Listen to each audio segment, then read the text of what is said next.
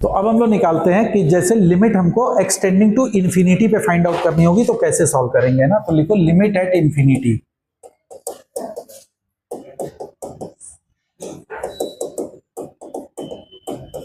जैसे क्वेश्चन मान लो तुमको दिया गया हो कि limit x tend to infinity f of x for example, ये कैलकुलेट करनी है ना।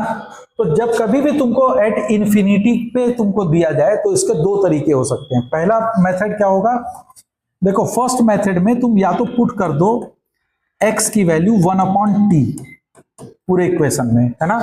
तो अगर x टेंडिंग टू इन्फिनिटी है तो t टेंडिंग टू क्या हो जाएगा 0। तो ये लिमिट तुम्हारी कन्वर्ट हो जाएगी limit t tends to 0 f of 1/t। अब फिर इसको आप सॉल्व कर लो आराम से। तो एक तरीका तो ये होगा जब भी आपको x tending to infinity calculate करना है तो एक तरीका तो हमेशा रहेगा कि आप क्या करो x की वैल्यू 1/t सब्स्टिट्यूट करो and then t tending to 0 पे करके सॉल्व कर ले जाओ, है ना। दूसरा मेथड क्या होता है कि पूरे इक्वेशन में हाईएस्ट पावर जो होगी ना, बात नहीं, हाईएस्ट पावर ऑफ x जो होगी उससे डिवाइड कर दीजिए, पूरी इक्वेशन को डिवाइड करो एंड देन प्रोसीड। ओके, जो x की हाईएस्ट पावर होगी उससे डिवाइड करना है एंड देन प्रोसीड, तो फिर ये क्वेश्चन सॉल्व हो जाएगा। अब इसको हम लोग एग्जांपल्स एक दो समझते हैं, है ना। देखो मान लो तुम्हें दिया गया limit x tend to infinity x square plus x plus 1 upon 2x square plus 3x plus 2। Let us assume ये क्वेश्चन आ गया, ठीक है।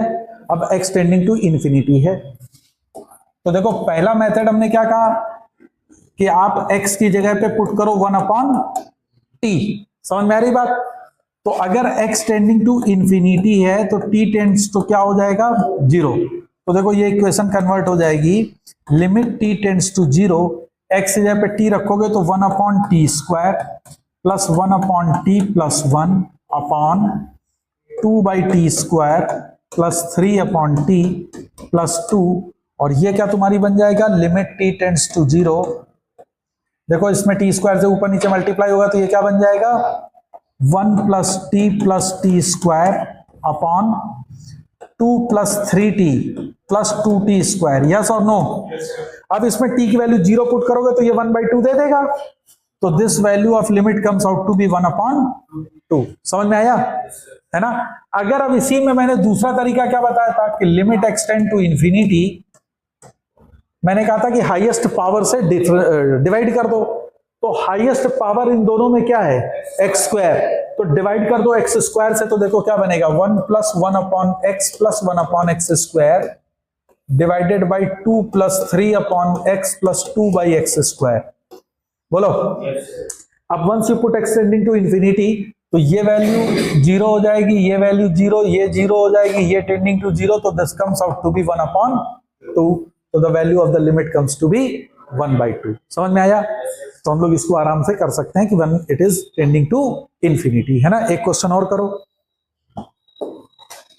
मान लो क्वेश्चन तुमको दिया गया है लिमिट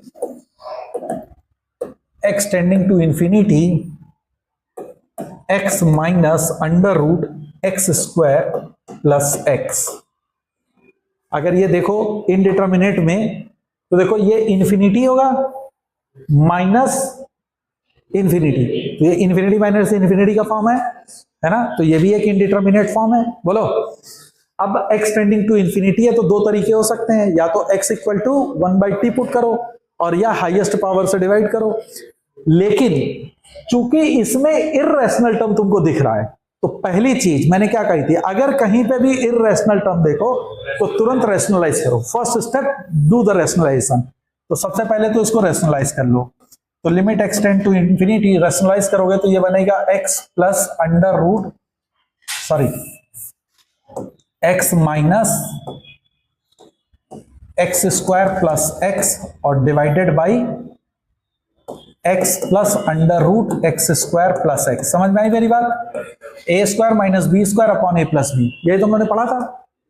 अब इसको अगर ओपन करोगे तो देखिए ये क्या बनेगा limit x tend to infinity minus x upon x plus under root x square plus x.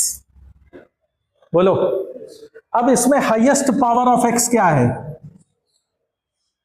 What is the highest power of x? X है। देखो ये एक्स स्क्वायर है लेकिन अंडर रूट के अंदर है, तो वो एक्स ही देगा। Is that okay?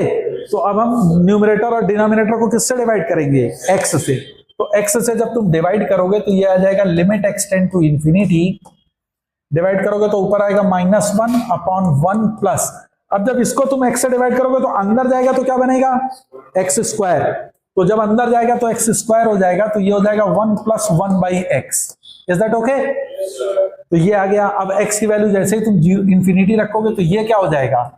It will tends to 0। तो ये 1 + 1 दैट इज 2, तो आंसर विल बी -1/2। तो the value of this limit comes out to be -1/2। नहीं समझ में आया? Is that clear? समझ में आ गई बात कि इंफिनिटी पे अगर मेरे को फाइंड आउट करना है तो हाउ टू सॉल्व। एक और क्वेश्चन करो कि अगर हमको ये इंफिनिटी पे ही सॉल्व करना है तो कैसे सॉल्व करेंगे।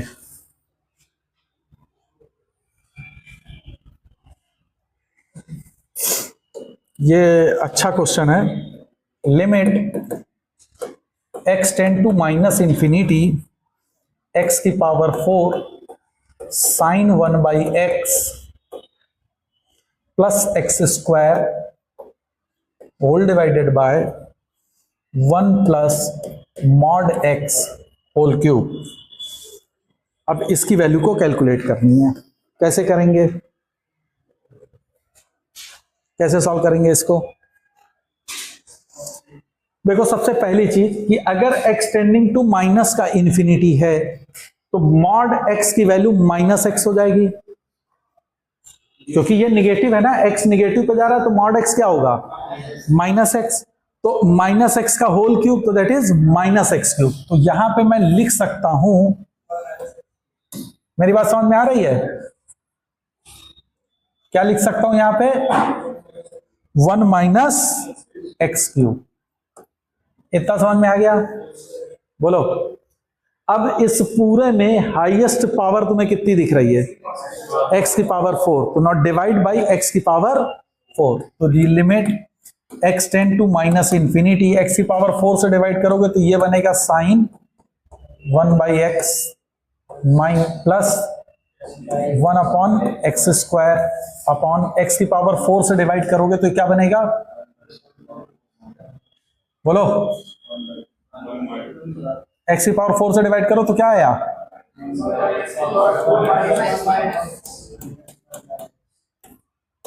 ये आ गया। बोलो, अब क्या करोगे?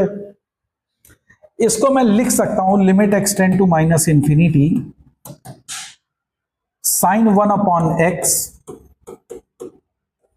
ठीक है, ये तो देखो तुम्हारा 0 हो जाएगा, ये तो मेरे को प्रॉब्लम नहीं दे रहा है। इसमें मैंने 1/x कॉमन ले लिया। बोलो, तो ये क्या दे देगा? 1/x³ -1। बोलो, इज दैट ओके? ये टर्म 0 हो जाएगा, तो ये पूरा टर्म क्या दे रहा है? -1। बोलो, समझ में आ रही मेरी बात? तो this comes out to be -1। तो ये पूरा कन्वर्ट क्या हुआ? Limit x tend to -infinity sine of 1/x divided by 1/x minus sine बाहर है। ओके, अब तुम पुट कर दो x tending to x equal to 1/t। तो t टेंड्स टू क्या हो जाएगा? 0 निगेटिव साइन से। t 0 होगा निगेटिव साइड से। सिंपल। Is that clear? तो ये चीज तुम्हारी क्या बनेगी? -1 into limit t tends to 0 negative side sine t upon t। बोलो, अब साइन t अपॉन t की वैल्यू क्या होती है? 1। चाहे तुम निगेटिव साइड से लो चाहे पॉजिटिव साइड से लो, it will give you always 1। तो the value will comes out to be -1। तो the value of this limit comes to be -1। Is that okay?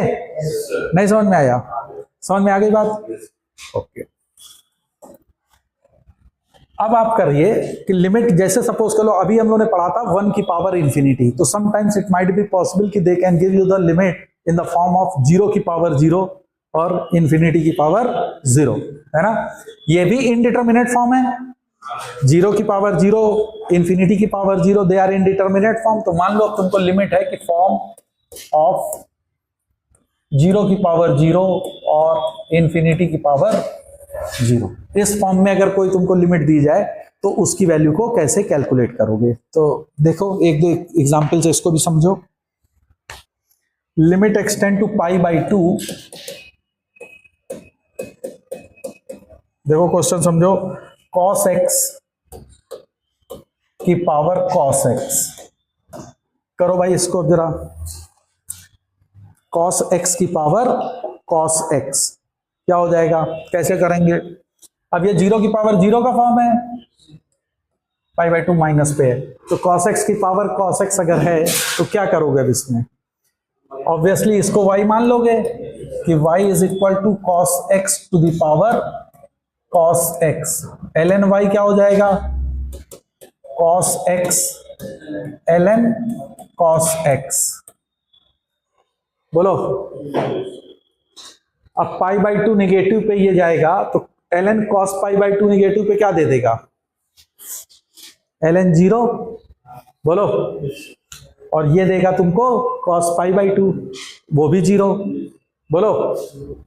और ln 0 इंफिनिटी होता है तो इसको तुम लिख सकते हो cos x अपॉन, इसको क्या लिख सकते हो, 1 अपॉन ln cos x, ऐसे लिख सकते हो ना, बोलो। अब इस पे तुम एल हॉस्पिटल रूल यूज कर सकते हो, this is 0/0 form, is that okay. तो you can apply L hospital rule, समझ में आ रहा है मेरी बात की नहीं। तो ln y is equal to comes out to be cos x upon 1 upon ln cos x। Now apply the L hospital rule, तो बताओ मेरे को क्या आया, एल हॉस्पिटल रूल यूज करके बताओ क्या वैल्यू आई। हाँ,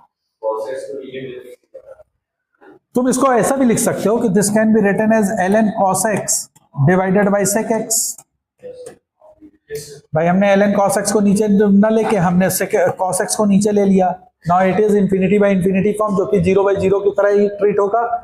एल हॉस्पिटल रूल यहाँ पे अप्लाई कर लो, तो एल हॉस्पिटल रूल चलो यहाँ पे अप्लाई कर लोगे तो क्या आ जाएगा बताओ, ln cos x upon sec x, इसको एल हॉस्पिटल रूल अप्लाई करोगे तो क्या आएगा, 1 अपॉन cos x का क्या होगा minus sin x upon sec x का डिफरेंशिएशन क्या होता है, sec x tan x, क्यों भाई। अब ये तो तुम्हारा देखो tan x बन रहा है तो ये माइनस sec x आ गया, माइनस cos x, और वैल्यू क्या थी π/2, तो ये 0 हो गई, माइनस cos π/2। अरे बोलो भाई, हम तो लिमिट किस पे निकाल रहे हैं, एक्सटेंडिंग टू π/2 पे, तो दिस इज माइनस का cos π/2 which comes out to be 0। तो एक्चुअल में इसकी लिमिट क्या आ गई 0, ln y की लिमिट कितनी निकल के आ गई 0, तो y की वैल्यू क्या हो जाएगी 1 e की power 0, that y comes out to be 1, तो इसकी लिमिट की वैल्यू कितनी होगी 1। समझ में आ रही कि नहीं।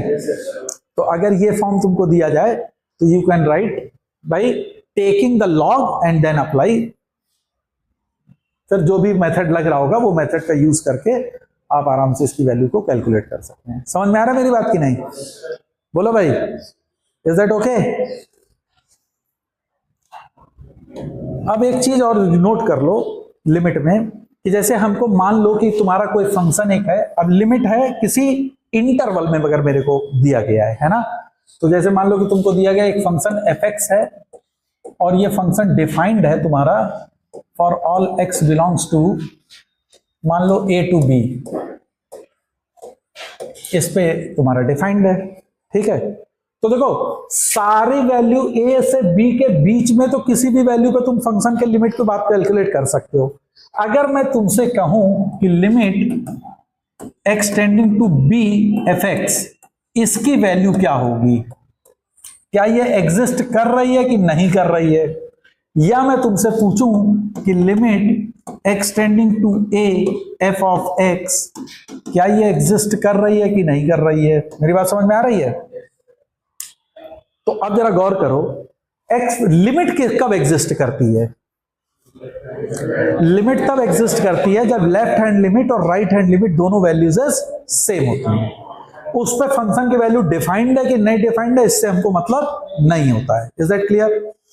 अब यहां पे अगर तुम देखो तो ये फंक्शन बी के राइट साइड पे डिफाइंड नहीं है, उसी तरह से ये फंक्शन एक्स के लेफ्ट हैंड साइड पे डिफाइंड नहीं है। तो अगर मैं कहूं कि at point at x equal to b, तो क्या मैं कह सकता हूं क्या कि limit x tending to b positive f x, ये हम नहीं निकाल सकते? क्यों नहीं निकाल सकते? Because function is not defined. तो इस जगह पे हम क्या निकाल सकते हैं? Only limit x tending to b negative f of x, yes और नो? यही वैल्यू तो निकालेंगे। इसी तरह से ए पे at x equal to a पे क्या होगा? Limit x tending to a positive हम लोग निकाल सकते हैं, इसकी वैल्यू निकाल सकते हैं। एक्सटेंडिंग टू ए निगेटिव नहीं निकाल पाएंगे क्योंकि उसके लेफ्ट साइड पे फंक्शन डिफाइंड नहीं है। तो वो अब आपसे अगर पूछ रहा है कि बताइए क्या लिमिट इसकी एग्जिस्ट कर रही है कि नहीं, तो मैथमेटिकली जो एक्चुअल सिनेरियो है उसके अकॉर्डिंगली तो हम बात नहीं कर सकते, because at point b right side पे हमको पता ही नहीं है। नहीं समझ में आ रही मेरी बात कि बी के राइट साइड में फंक्शन की वैल्यू क्या होगी, वो कैसा बिहेव कर रहा होगा, वी डोंट नो। सिर्फ हमको बी के लेफ्ट साइड में ही मालूम है। तो मैथमेटिकली तो ये कहता है कि भाई हम इसके बारे में कोई कमेंट नहीं कर सकते, लेकिन since the function is defined in a to b in closed interval, so if they ask कि find the value of limit at x equal to b, तो सिर्फ आप लेफ्ट हैंड लिमिट निकालिए और कहिए यही उस फंक्शन की लिमिट है। ए, तो ए पे सिर्फ राइट हैंड की लिमिट को निकालिए और कहिए यही फंक्शन की लिमिट है। Is that clear? तो अब हमको वहां पे लेफ्ट और राइट हैंड लिमिट कैलकुलेट करने की जरूरत नहीं है। जहां पे फंक्शन जितनी दूर में डोमेन में डिसाइडेड है उसके पॉइंट पे आप वैल्यू को कैलकुलेट करिए और वही आपकी वैल्यू ऑफ द लिमिट हो जाएगी। Is that clear? तो बी का कौन सी लिमिट निकालोगे? Left hand limit. ए पे कौन सी निकालोगे? Right hand limit.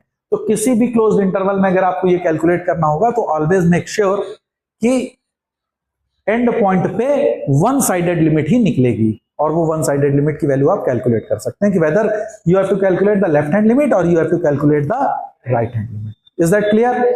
ये चीज समझ में आ गई? बोलो। ओके, अब एक दो क्वेश्चन सॉल्व करते हैं।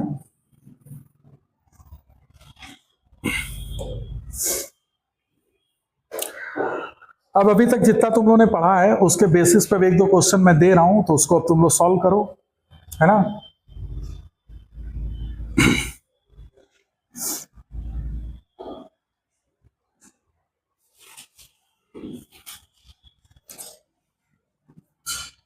क्वेश्चन है, मान लो इजी है, limit x tending to 2 under root 1 plus under root 2 plus x minus under root 3 upon x minus 2। कैसे करेंगे इसको? कैसे सॉल्व करेंगे? रैशनलाइज करेंगे। तो पहला रैशनलाइजेशन क्या देगा? 1 plus under root 2 plus x minus 3 upon x minus 2, तो ऐसे ही रहेगा। और क्या बन जाएगा? Under root 1 plus under root 2 plus x plus root 3। बोलो भाई, इससे क्या बन के आ गया? Root 2 plus x minus 2। बोलो, बाद में लिमिट लगा लेंगे अपॉन एक्स माइनस 2। और देखो इस पे तो कोई हमको प्रॉब्लम नहीं, तो लिमिट अभी लगा लो। तो 2 2 4, 4 का अंडर रूट 2, 2 और 1 3, अंडर रूट 3 और अंडर रूट 3, तो ये 2 रूट 3 दे देगा। तो इसको तो अभी कैलकुलेट कर लो। ओके, ये बच गया, है ना? Limit x tending to 2। अब फिर से रैशनलाइज कर देंगे, तो again you do the rationalisation. तो क्या बनेगा? 2 plus x minus 4 upon x minus 2 into 2 root 3 into क्या बनेगा? Root 2 plus x plus 2। बोलो, अब देखो ये बना x माइनस 2, तो ये पूरा इससे कैंसिल आउट होगा। तो x की वैल्यू 2 रखोगे तो ये फिर आ गया 2, 2 प्लस 2 4, तो 4 इंटू 2 8, तो 1 upon 8 root 3। Is that okay? तो दिस इज 1 अपॉन 8 रूट 3, है ना? तो इसमें हम लोग ने 2 बार रैशनलाइज किया and we can get the value. Okay, एक थ्योरम और लिख लो, सैंडविच थ्योरम, उसको भी खत्म कर लेते हैं लोग, है ना। देखो सैंडविच थ्योरम,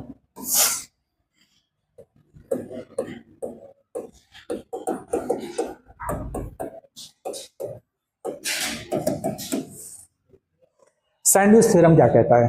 देखो सैंडविच थ्योरम ये कहता है कि सपोज करो कि कोई एक फंक्शन है एफ एक्स एंड हमको limit x tending to A F X की वैल्यू को फाइंड आउट करना है, ओके। और एफ एक्स की वैल्यू को कैलकुलेट करना मतलब टिपिकल टास्क हो, सपोज करो कि ये हम लोग नहीं डिटरमाइन कर पा रहे, बट हमको एक इंफॉर्मेशन है कि ये एफ एक्स जो है वो दो function G x and H X के बीच में लाई कर रहा है। सैंडविच थ्योरम मतलब तुम खुद ही समझ रहे हो, सैंडविच है ना, तो दो फंक्शन के बीच में लाई कर रहा है।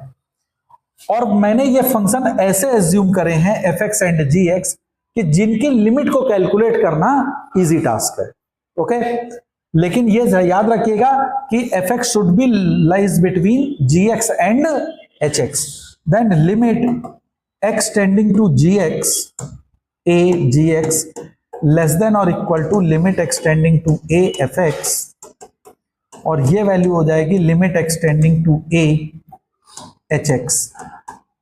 और ये इस तरीके के फंक्शन है सच दैट लेफ्ट और राइट पे ये दोनों लिमिट की वैल्यू सेम आ रही है, मींस कि limit x tending to A ji X comes out to be equal to limit x tending to a h of x. Is that okay? ये दोनों वैल्यूज सेम है, तो अगर limit x tending to a f of x same value के बीच में sandwiched है, तो हम ये कह सकते हैं कि limit x tending to a f of x की वैल्यू इसी वैल्यू के बराबर है। मान लो ये l है, तो ये क्या हो जाएगा, limit x tending to a f of x, this comes out to be l। तो यही है तुम्हारी सैंडविच थ्योरम। तो इसमें बेसिक इंपॉर्टेंट चीज जो है वो है तुम्हारे ये फंक्शन के एजम्पशन, कि how to assume the functions, है ना। ये हमको फंक्शन कैसे एज्यूम होंगे, या कोई प्रॉपर्टी अगर यूज हो रही हुई तो उस प्रॉपर्टी का यूज करके तुम उसको सॉल्व करोगे। Most of the time sandwich theorem ज्यादातर वहां पे यूज होता है जहां पे ग्रेटेस्ट इंटीजर फंक्शन के क्वेश्चंस लिमिट में पूछे जाते हैं। Is that okay? तो अब जैसे एक एग्जांपल करते हैं, ये समझ में आ गया कि व्हाट इज सैंडविच थ्योरम। तो मान लो क्वेश्चन तुमको दिया गया है limit x tending to 0 sandwich theorem, मान लो आया limit x tending to infinity greatest integer X upon X. Let us assume ये क्वेश्चन आ गया, है ना, कि हमको इसकी वैल्यू कैलकुलेट करनी है। अब greatest integer infinity we are not able to predict कि इसकी वैल्यू क्या होगी, बोलो भाई, है ना। और ग्रेटेस्ट इंटीजर का फंक्शन है, तो लेकिन हमको एक प्रॉपर्टी मालूम है कि greatest integer x always lies between x minus 1 to x, बोलो भाई। अब since x tending to plus infinity है तो x मेरा पॉजिटिव है, तो हम पॉजिटिव नंबर से डिवाइड कर सकते हैं, कोई प्रॉब्लम होगी क्या? मैंने डिवाइड कर दिया। Is that okay? Left hand side क्या बना, 1 minus x tending less than greatest integer x upon x less than और इक्वल टू 1। अब मैंने लिमिट लगा दी एक्स टेंडिंग टू इंफिनिटी हर साइड पे, 1 minus 1 upon x less than limit x tending to infinity greatest integer x upon x less than और equal to, ये तो 1 ही रहेगा क्योंकि x tending to infinity x पे डिपेंड नहीं कर रहा है, तो इट इज 1। इसकी वैल्यू कितनी आ गई, x tending to infinity, what is this value, 1 हो जाएगी। x वैल्यू इंफिनिटी रखोगे ये 0 हो जाएगा, तो दिस इज 1, और ये ऑलरेडी 1 है, तो इसकी वैल्यू क्या आ जाएगी, 1। तो by sandwich theorem the limit value comes out to be 1। नहीं समझ में आया, है ना। तो सैंडविच थ्योरम का इस तरीके से बहुत ज्यादा यूज होगा। एक क्वेश्चन और करो, देखो ये मेंस में तुम्हारे क्वेश्चन आ चुका है सैंडविच थ्योरम पे। क्वेश्चन है limit n tends to infinity, या n tends to infinity greatest integer x plus greatest integer 2x plus greatest integer 3x plus and so on plus greatest integer N X whole divided by N square. अब ये question आपको आ गया है ना। अब देखो फिर से ग्रेटेस्ट इंटीजर का, जैसे ग्रेटेस्ट इंटीजर का देखा तो मेरे माइंड में आएगा कि इसमें सैंडविच थ्योरम हम लोग यूज कर सकते हैं, है ना। तो देखो सबसे पहले ग्रेटेस्ट इंटीजर x कहां से कहां तक लाई करेगा, x माइनस 1 से x तक। ग्रेटेस्ट इंटीजर 2x कहां से कहां तक करेगा, 2x माइनस 1 से 2x तक। ग्रेटेस्ट इंटीजर 3x माइनस 1 से 3x तक। इसी तरह से ग्रेटेस्ट इंटीजर nx ये कहां से कहां तक लाई करेगा, nx माइनस 1 से nx तक। Is that clear. अब चूंकि ऊपर देखो सब में सम है तो हम इसको भी ऐड कर दे रहे हैं, सारी इनइक्वालिटीज को। जब तुम ऐड करोगे तो देखो तुम्हारा क्या बनेगा, मैं ऊपर वाले को अगर थोड़ी देर के लिए s लिख दे रहा हूं तो देखो मिडिल में तो s बनेगा, बोलो भाई, less than x 2x 3x nx।